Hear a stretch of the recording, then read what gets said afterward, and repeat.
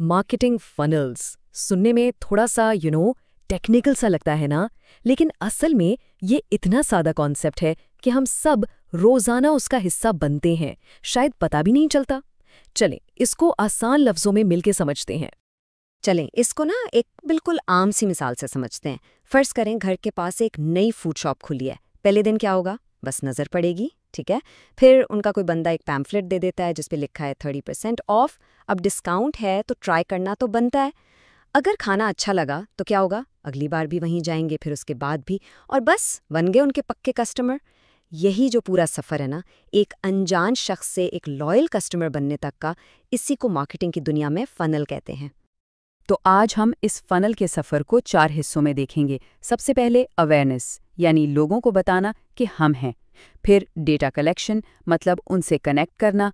उसके बाद तीसरा स्टॉप है सेल्स, जहां असल काम होता है। और आखिर में लॉयल कस्टमर्स, यानी कस्टमर्स को फैंस में बदलना।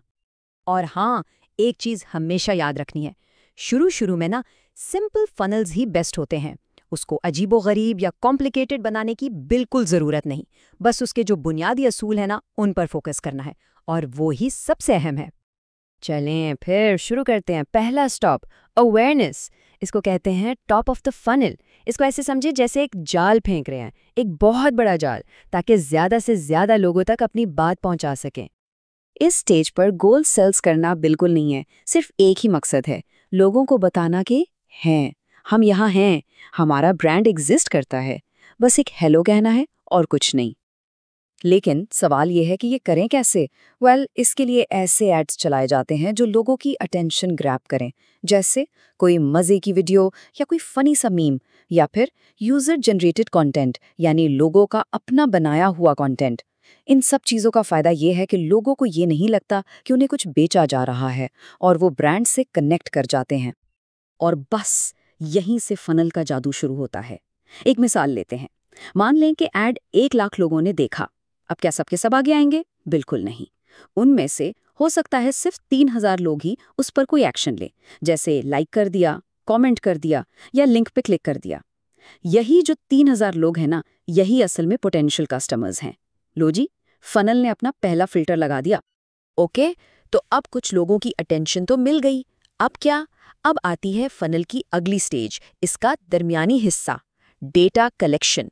यहाँ हमारा काम उन लोगों को जो थोड़ी बहुत दिलचस्पी दिखा रहे हैं, उनको इकट्ठा करना है, एक कम्युनिटी की तरह। इस स्टेज पे ना एक बहुत इंटरेस्टिंग साइकोलॉजिकल शिफ्ट आता है। पहले स्टेज में जो लोग थे वो ब्रांड के लिए बिल्कुल अनजान थे। मार्केटिंग में उसको कोल्ड ऑडियंस कहते हैं। लेकिन अब क्योंकि उन्होंने ब्रांड का नाम देख लिया है, उससे इंटरैक्ट कर लिया है, तो वो थोड़े से वाकिफ हो गए। अब वो वार्म ऑडियंस कहलाते हैं, मतलब अब वो बात सुनने के लिए तैयार हैं।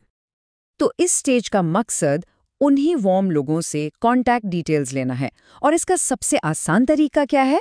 उन्हें कोई चीज़ मुफ्त में ऑफर करना, कोई ऐसी चीज़ जो उनके काम की हो। इसे मार्केटिंग में लीड मैग्नेट कहते हैं। ये एक सिंपल सा सौदा है।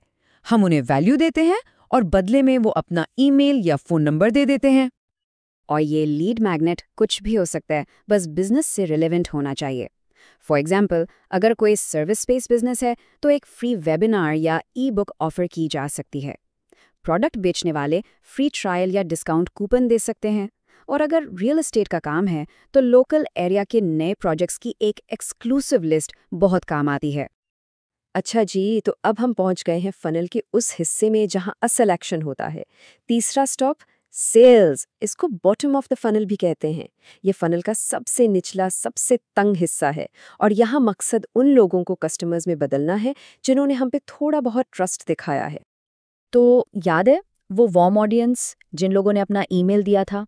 वो अब हॉट ऑडियंस बन चुके हैं, क्योंकि उन्होंने एक एक्स्ट्रा स्टेप लिया है, उन्होंने ज़्यादा दिलचस्पी दिखाई है। अब बिल्कुल सही टाइम है उन्हें प्रोडक्ट या सर्विस खरीदने के लिए ऑफर करने का। अच्छा, इसके लिए ना 3 बहुत पावरफुल तरीके इस्तेमाल होते हैं। पहला, रीटारगेटिंग। इसका सिंपल सा मतलब है उन लोगों को दोबारा ऐड दिखाना जो पहले वेबसाइट पर आ चुके हैं या कंटेंट से एंगेज कर चुके हैं। दूसरा है कस्टम ऑडियंसेस। ये वही लोग हैं जिनकी ईमेल लिस्ट हमारे पास है, हम आराम से उन्हें टारगेट कर सकते हैं। और तीसरा, लुक अलाइक ऑडियंसेस। इसमें फेसबुक जैसे प्लेटफॉर्म्स को कहा जाता है कि भाई हमारे जो बेस्ट कस्टमर्स हैं ना, उन जैसे ही नए लोग ढूंढ कर लाओ। यहाँ एक बहुत आम गलती है जिससे बचना बहुत ज़रूरी है। फ़ौरन बेचने की कोशिश नहीं करनी। पहले उन लीड्स को थोड़ा नर्चर करें, कुछ काम की ईमेल्स भेजें, हो सकता है कोई छोटा सा डिस्काउंट दे दें। इससे रिश्ता मजबूत होता है।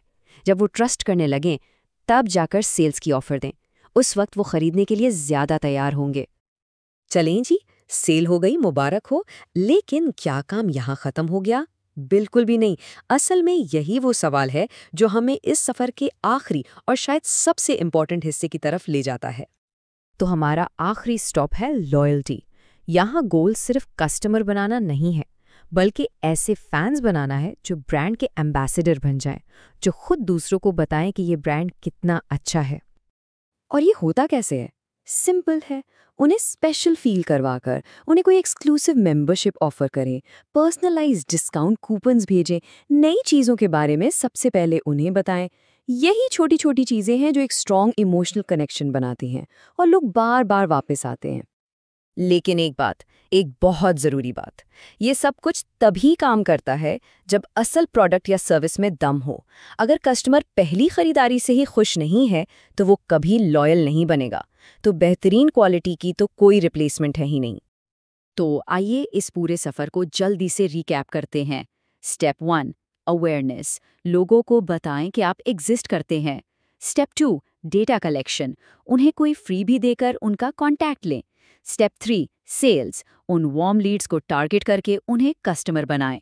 और आखिरी स्टेप, लॉयल्टी।